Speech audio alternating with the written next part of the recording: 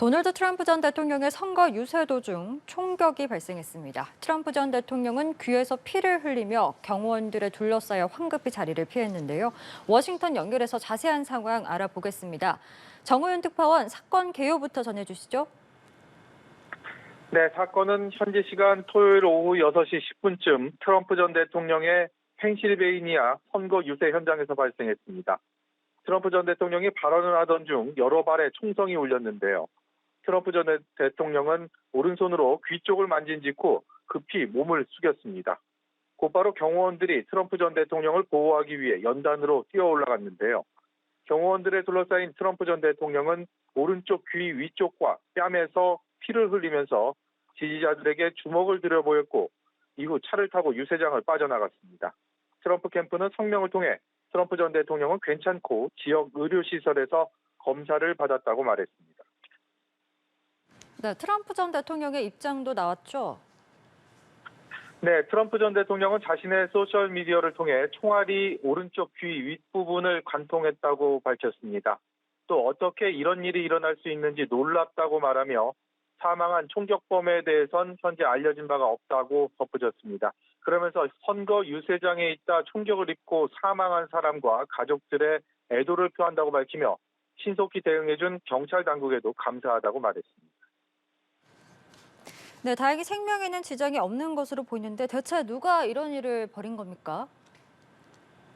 네, 미 연방수사국은 총격범의 신원이 유세가 열린 펜실베이니아의 20세 남성이라고 파악했다고 보도를 했습니다.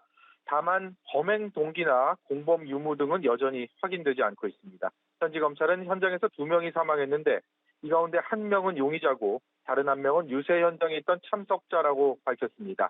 현지 방송들은 제보 사진을 통해 유세 현장 주변에 있던 건물 지붕 위에 죽은 채 쓰러져 있는 사람의 모습을 전하기도 했는데요. 검찰은 트럼프의 저격범이 유세장 밖 건물 옥상에 있었다고 설명했습니다. 다만 범인이 사살된 만큼 범행 동기나 연루된 조직이 있는지를 확인하기는 쉽지 않을 거란 우려도 나오고 있습니다.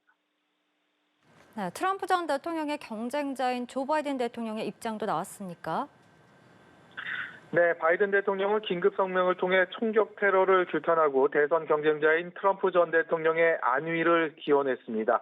우선 트럼프 전 대통령이 안전하게 잘 있다고 들어서 감사하다며 이처럼 역겨운 정치 폭력은 모두가 규탄해야 하며 우리가 통합해야 하는 이유라고 강조했습니다.